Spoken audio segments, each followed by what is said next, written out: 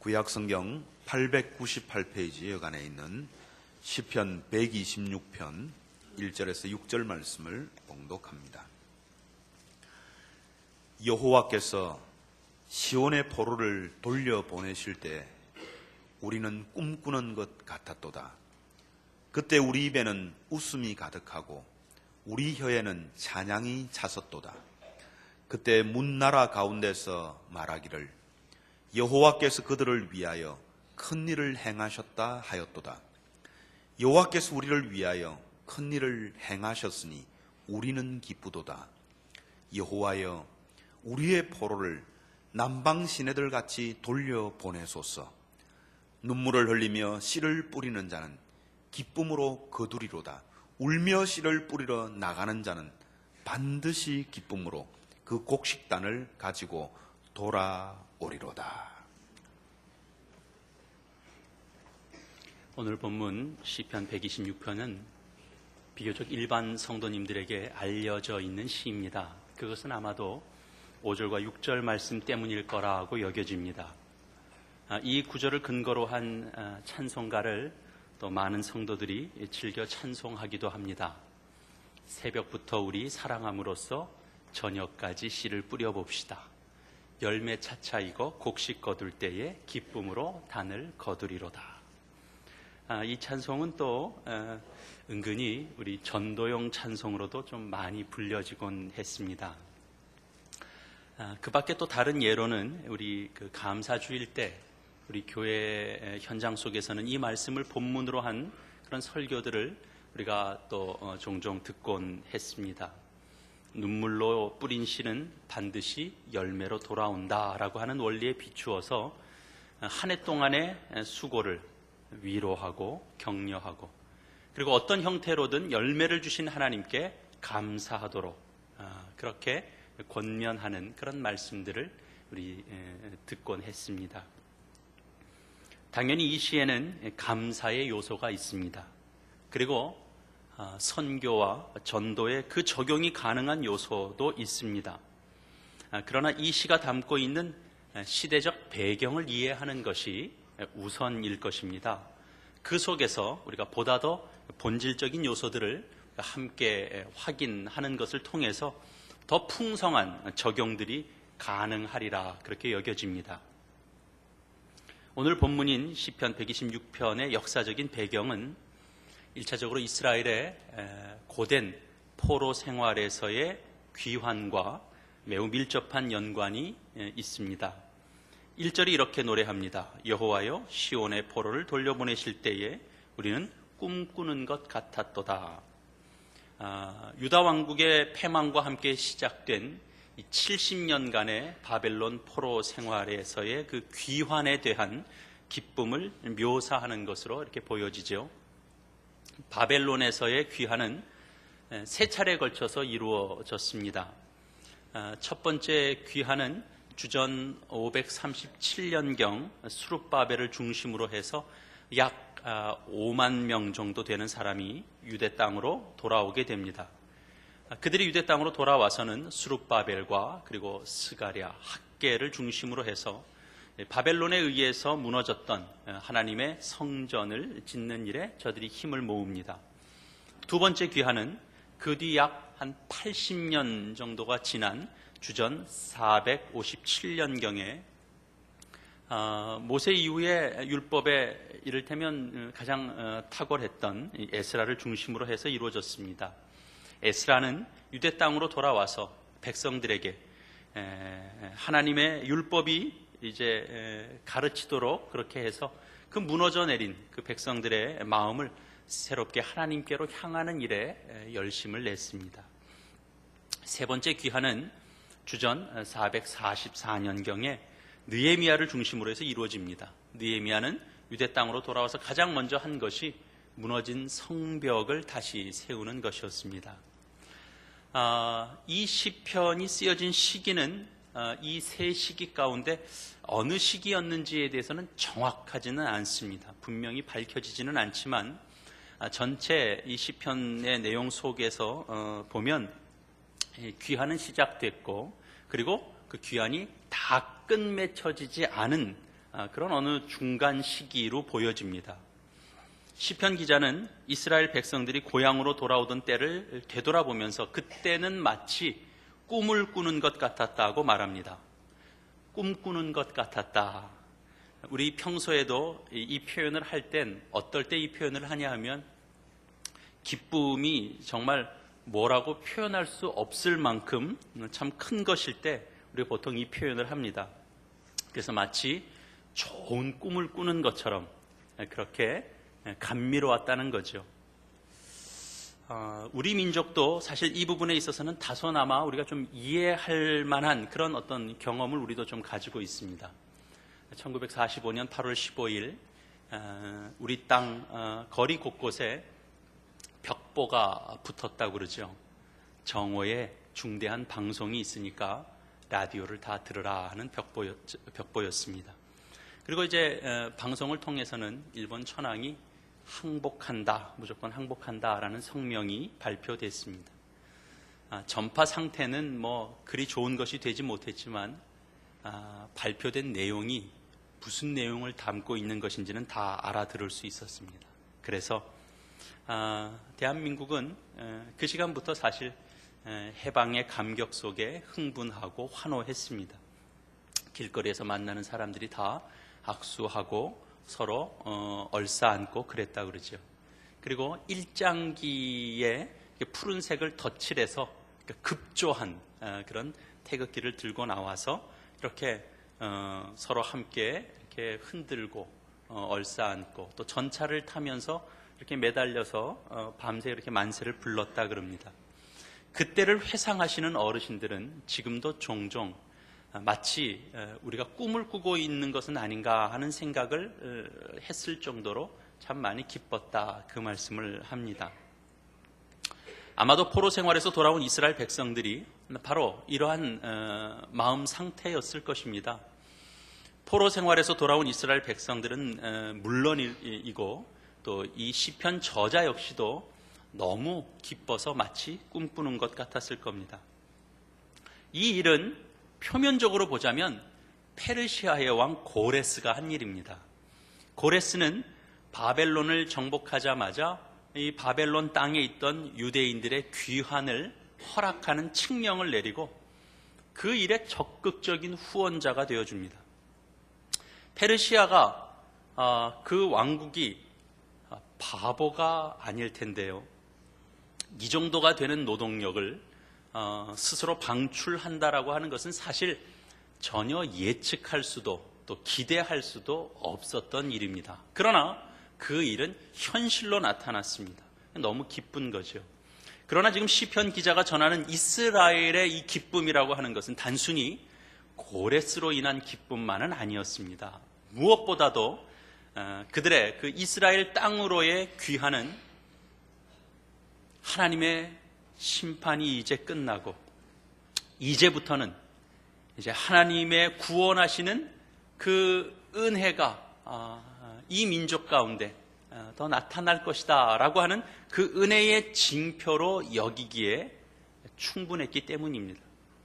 시편 저자는 이러한 기쁨을 하나님께로부터 시작된 것이다 라는 사실을 그는 분명히 밝혀두고 있습니다.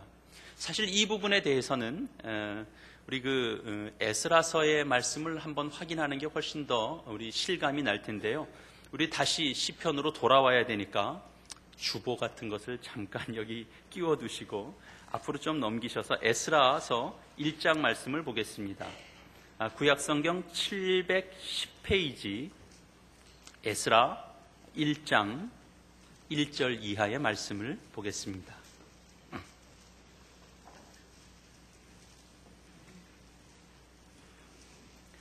에스라 1장 1절 이하의 말씀입니다. 바사왕 고레스 원년에 여호와께서 예레미야의 입을 통하여 하신 말씀을 이루게 하시려고 바사왕 고레스의 마음을 감동시키매 그가 온 나라에 공포도 하고 조소도 내려 이르되 바사왕 고레스는 말하노니 하늘의 하나님 여호와께서 세상 모든 나라를 내게 주셨고 나에게 명령하사 유다 예루살렘의 성전을 건축하라 하셨나니 이스라엘의 하나님은 참 신이시라. 너희 중에 그의 백성된 자는 다 유다 예루살렘으로 올라가서 이스라엘의 하나님 여호와의 성전을 건축하라. 그는 예루살렘에 계신 하나님이시라. 당시 이게 본문 속에서도 나오지만 참 세상의 모든 나라를 내게 주셨다라고 말할 만큼 당시 전성기를 구가하던 이 페르시아와 비교해 볼 때 이스라엘 백성들은 정치적으로나 군사적으로나 너무나 보잘것없던 그런 자들이었습니다. 그러나 그들이 유다 땅으로 다시 돌아올 수 있었던 이유는 바로 하나님의 손길 때문이었습니다. 외견상으로야 바사왕 고레스의 칙령에 의한 그런 포로 귀환이었지만 그 배후에는 하나님께서 예레미야에게 주신 그 예언을 이루게 하시려고 고레스의 마음을 감동시켰다, 이렇게 증언하죠. 시편의 저자는 바로 이 포로 귀환의 놀라운 역사 가운데 하나님께서 섭리하고 계시는 그 손길을 분명히 인식했던 겁니다. 그래서 이어지는 찬송시가 가능했던 것인데요. 우리 다시 시편 우리 126편으로 다시 돌아와 보시면 그 2절이 이렇게 노래하죠. 그때에 우리 입에는 웃음이 가득하고 우리 혀에는 찬양이 찼었도다. 그때의 문나라 가운데서 말하기를 여호와께서 그들을 위하여 큰 일을 행하셨다 하였도다. 이스라엘 백성들의 입에는 웃음이 가득했고 다른 민족, 열방의 백성들도 여호와께서 큰 일을 행하셨다라고 하는 사실을 인정했습니다. 저들, 이게 문나라 사람들이란 바로 이 이스라엘의 패망하는 것들을 보면서 너의 하나님은 도무지 어디 있느냐라고 사실은 조롱했던 자들입니다. 그랬던 이들조차도 이 이스라엘의 예상치 못한 전혀 예상치 못했던 이 회복을 보면서 놀라고 감동했다라는 것이죠. 이어지는 3절 말씀을 보면 이 이방인들이 인정하는 바 그 고백의 내용을 다시 봤습니다. 여호와께서 우리를 위하여 큰 일을 행하셨으니 우리는 기쁘도다. 우리가 고백하는 하나님의 백성이 고백하는 내용을 저들도 따라했다라는 것이 아니라 이방 민족들이 하는 말을 지금 다시 받고 있는 거죠. 여러분, 이것은 무엇을 의미하죠? 우리도 때때로 이런 일을 좀 겪지 않습니까? 내가 겪고 있는 어떤 일에 대해서 다른 사람들이 오히려 더 민감하게 반응하는 때가 있습니다.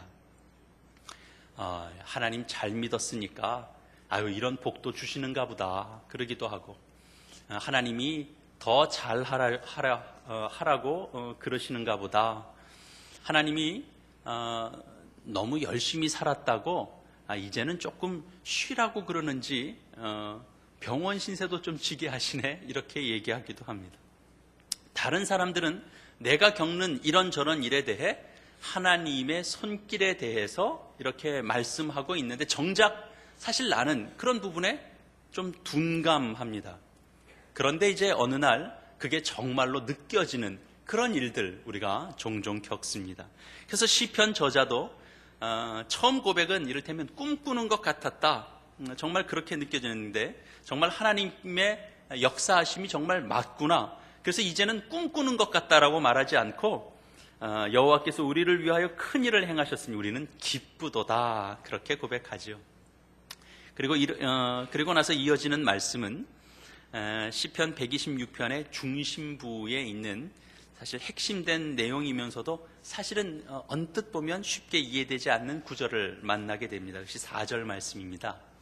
여호와여 우리의 포로를 남방 시내들 같이 돌려보내소서.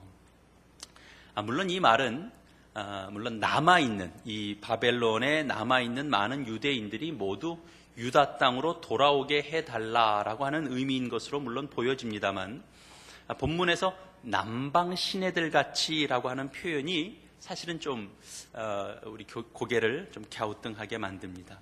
우리 이 부분을 이해하기 위해서는 이스라엘의 지리에 대한 비교적 간단한 이해가 선행되어야 할 것입니다.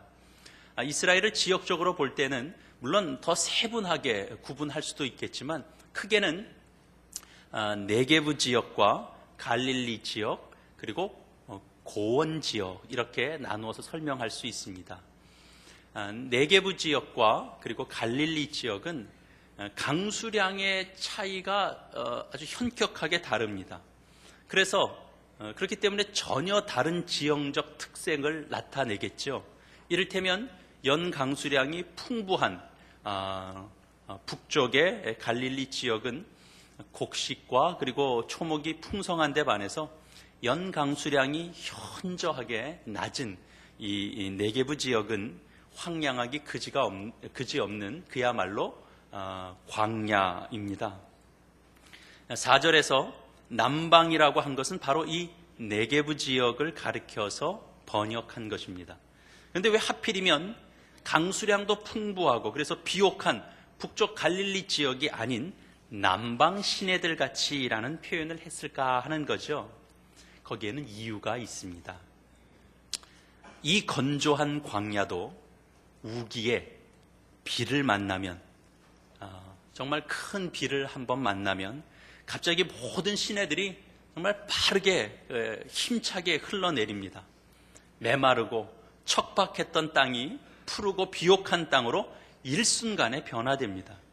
시편 기자가 노래하는 것은 현재는 포로 생활로 인해서 참으로 정말 애도 타고 메마르고 힘든 생활을 했지만 또 하고 있지만 하나님께서 포로로 남아있는 그 모든 이들을 현재의 그 포로된 생활에서 해방시킬 때에는 이 황량한 사막의 모습과 같은 그런 것들이 순식간에 변화돼서 정말 엄청난 양의 물이 남방 시내를 흘러 넘쳐서 광야를 일순간에 다 차고 넘치게 하는 것처럼 아직도 우리가 그렇게 겪고 있는 그 남은 자들의 그 고통스러운 포로 생활을 정말 그렇게 되는 것과 같이 그렇게 바꾸어 달라라고 하는 그런 간절한 소망 그리고 간절한 기도가 담겨져 있는 그런 내용이 됩니다.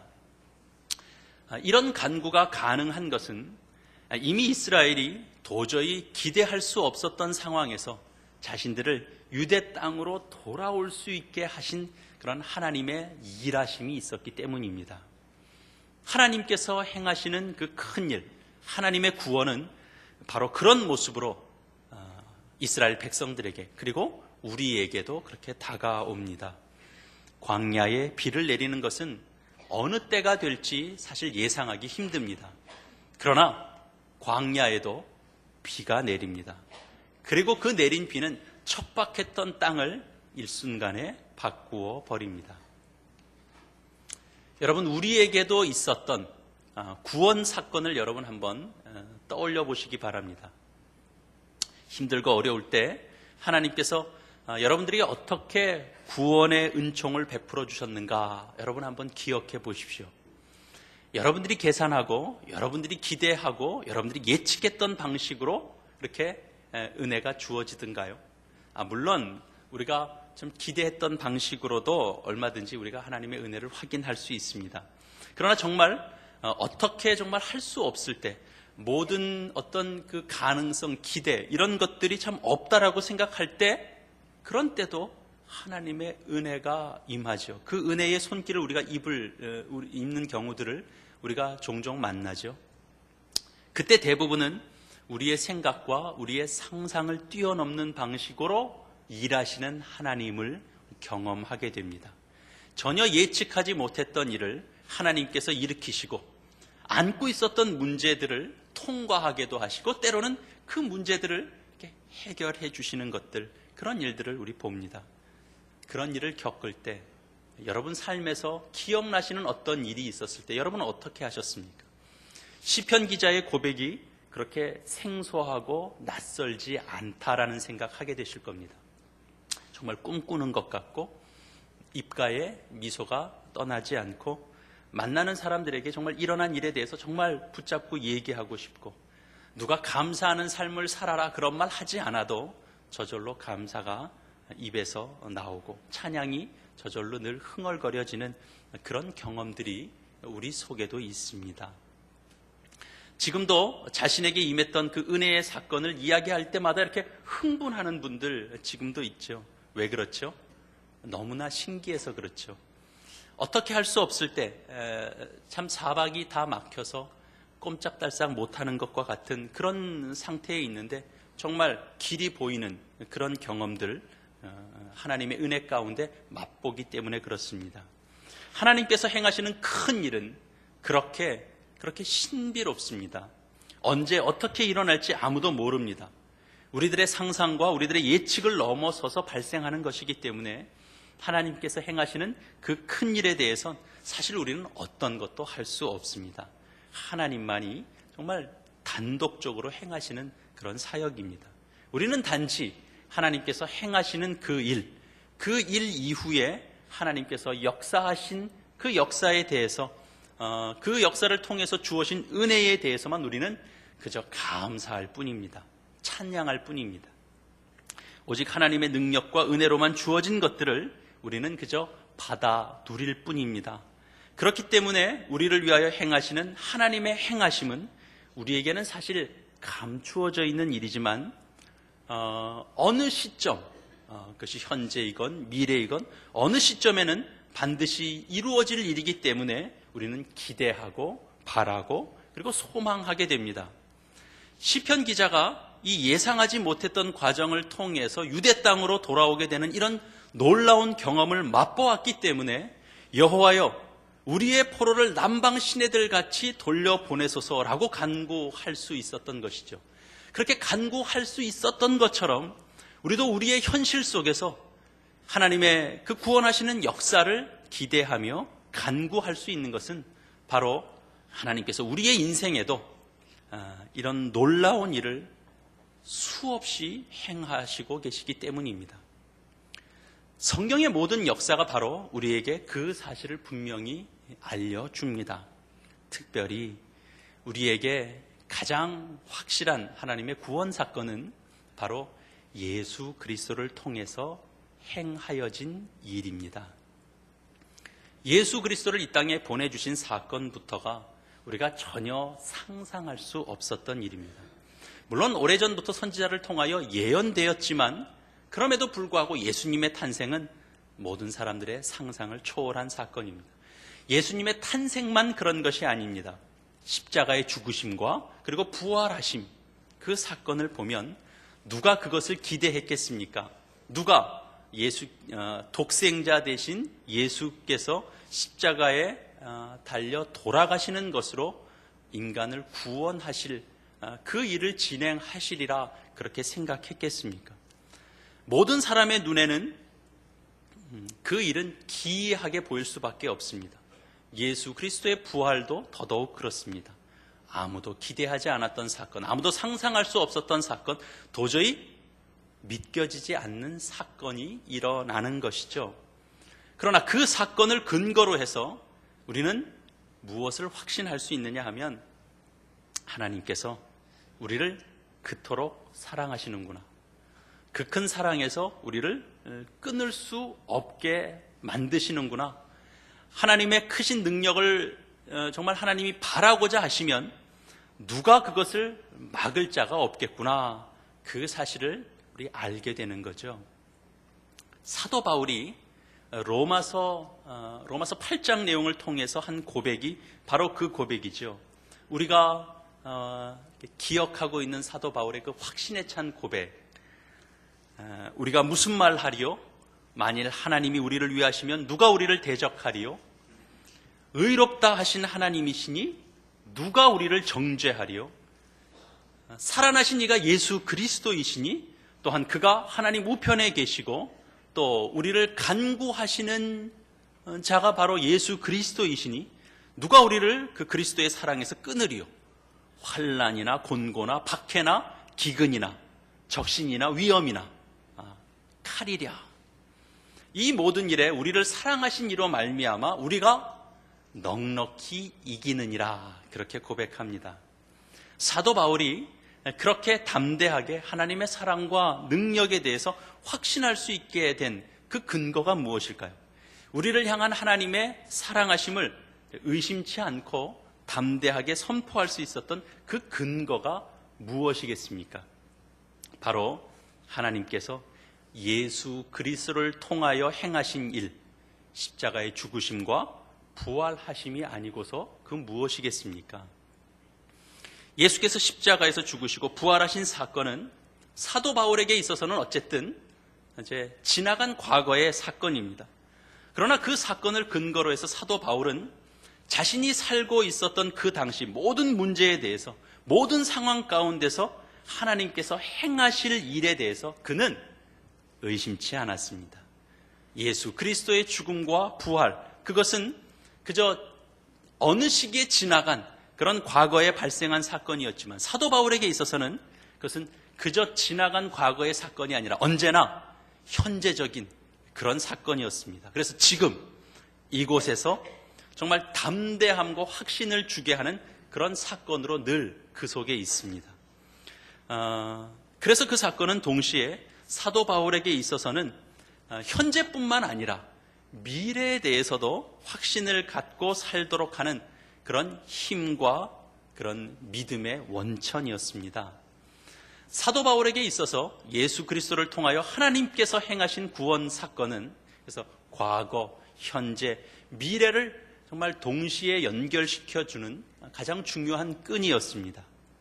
예수 그리스도를 통해서 바울은 그 지나간 때와 현재와 앞으로 만나게 될 그 모든 일을 서로 동시적으로 보게 하고 이해하고 확신하고 담대함과 평안을 그가 가질 수 있었던 것이죠. 그러니까 하나님께서 사도 바울뿐만 아니라 저와 여러분을 위하여 정말 과거에 행하신 일, 그리고 지금도 행하고 계시고 그리고 앞으로도 행하고 계실 그 크고 놀라운 일들이란 바로 그런 것입니다. 그러나 여러분, 하나님께서 행하시는 그 큰 일, 하나님께서 행하시는 그 구원 사건을 믿고 의지하는 사람은 그래서 반드시 과거의 어떤 그 역사가 또 똑같은 방식으로 또 그렇게 그대로 정말 마치 찍어져서 나타나는 것처럼 또 그렇게 똑같이 나타나기만을 기대하고 바라는 그런 것보다는 이렇게도 나타납니다. 이렇게도가 아니라 어쩌면 이렇게 정말 나타나는 것이 맞을 겁니다. 현실에 대해서 쉽게 실망하거나 좌절하지 않습니다. 쉽게 포기하지 않습니다. 현실이 아무리 고달프다고 해도 오늘이 아무리 어려운 문제 앞에 내가 맞닥뜨려 있다라고 해도 무한하신 하나님의 사랑 그리고 찾아오신 은혜를 믿고 있기 때문에 소망을 붙잡습니다. 지금 이곳에 주어지는 그런 어떤 여건 아래에서 하나님의 뜻이 무엇인가를 생각하고 그리고 좀 꿋꿋하게 견디고 최선을 다해 가려고 애를 쓰게 됩니다. 말씀을 의지해서 자신을 비춰보고 부족한 것에 대해서 내가 고쳐보려고 애쓰고 하나님을 의지하고 사는 그런 삶이 어렵다 할지라도 쉽게 포기하지 않고 주를 의지하며 나아갑니다. 고생스러우면 고생스러운 대로, 힘들면 힘든 대로, 남이 알아주지 않으면 알아주지 않는 대로 그런 일이 있다고 해서 원망과 불평으로만 인생을 살지 않는다라는 것이죠. 그 대신에 눈물로 하나님의 구원의 은총을 간구합니다. 여러분, 우리의 삶은 지금 시편 기자가 고백하는 것처럼 포로기는 아닐지라도 현실을 살아가야 한다는 것 때문에 우리가 겪게 되는 메마름이 있습니다. 어려움이 있습니다. 고난이 있습니다. 우리 고난의 때는 기도할 수 있어야 됩니다. 어렵고 힘든 때에 우리가 낙심하고 실망하며 시간을 보내는 것이 아니라 눈물로 씨를 뿌리듯이 그렇게 우리의 현실을 살아가야 됩니다. 오늘 본문 시편 126편 말씀은 이렇게 5절과 6절의 말씀으로 마무리하고 있습니다.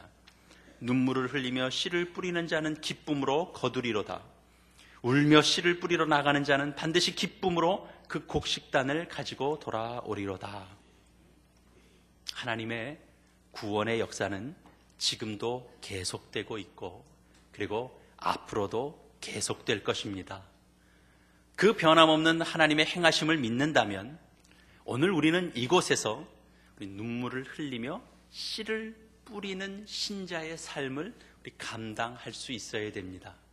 오늘 우리의 삶의 현장에서 뿌린 눈물로 대변되는 어떤 것들, 우리의 수고, 우리의 애씀, 우리의 인내, 헌신, 우리가 말씀에 의지하여 감수하는 것, 우리가 말씀에 의지하여 우리가 사랑하며 나아가는 그 모든 것들이 반드시 씨앗이 돼서 미래의 어느 시점에 우리가 생각하거나 우리가 상상하지도 못할 그런 하나님의 구원의 은혜, 그 은총, 하나님께서 우리를 위하여 행하시는 그 크고 놀라운 일들을 우리가 맛보고 경험하고 눈으로 목도하게 될 것입니다.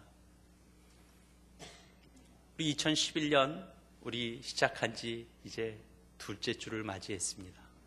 지난 한 주간 한번 생각해 보시면 여러 가지 생각했던 바들이 많고 마음에 다짐했던 것들이 또 여러 가지 모양으로 있었을 겁니다.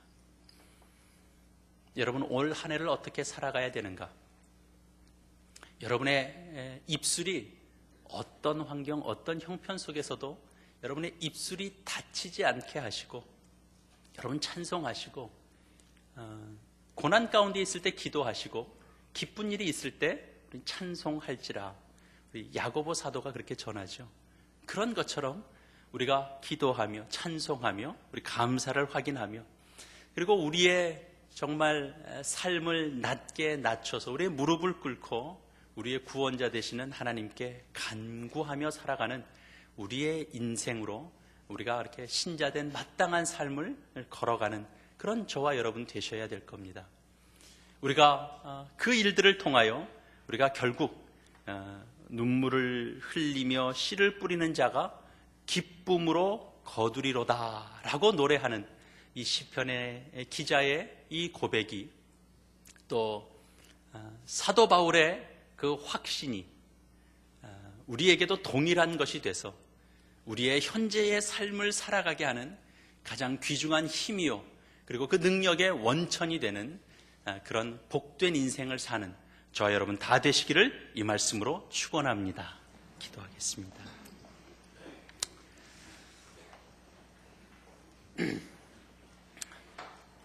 하나님 아버지, 은혜를 참 감사합니다. 하나님은 과거에도 주의 백성들을 위하여 구원 역사를 펼치셨고 지금도 그 사역을 계속하고 계시며, 또한 우리의 앞날에도 그러하실 줄을 우리가 믿습니다. 따지고 보면 우리 인생에도 정말 유대 땅으로 돌아오게 된 그런 이스라엘 백성들이 겪었던, 맛보았던, 그 느꼈던 그 꿈 같은 삶이 있었습니다. 참으로 기이하고도 오묘한 하나님의 간섭하심의 손길을 우리도 경험했습니다. 시편 기자의 고백처럼, 또 바울의 고백처럼 우리의 구원 경험은 오늘도 쉼없이 주의 일하심을 우리가 확신하는 가운데 기도로, 간구로 이어져야 된다라는 사실 우리가 배우게 됩니다. 우리의 인생 속에서 그 척박함을 극복하게 하시고 우리의 신앙 인생이 남방신애들처럼 예상치 못했던 하나님의 은혜로 정말 차고 넘쳐서 생명이 소생하는 그런 비옥한 땅이 될 수 있도록 하나님께서 올 한 해 우리의 삶을 붙들어 주시옵소서. 올해도 씨를 뿌리는 자의 삶을 살게 하여 주시옵소서. 단을 거둘 것을 기대하며 기도하며 씨를 뿌리는 신앙 인생 되도록 인도하여 주시옵소서. 그래서 이 한 해가 맞춰질 즈음에, 우리 이 한 해가 시작될 때 우리가 가졌던 우리의 생각들이, 우리의 간구가 기억나게 하시고, 그래서 그 모든 것들 속에서 함께 하시는 그 하나님 앞에 우리가 감사와 찬송과 영광을 돌리게 되는 우리의 귀한 신앙 인생 되도록 하나님께서 늘 우리의 주인 되어 주시옵소서. 감사를 드리옵고 거룩하신 우리 주 예수 그리스도의 이름으로 기도합니다.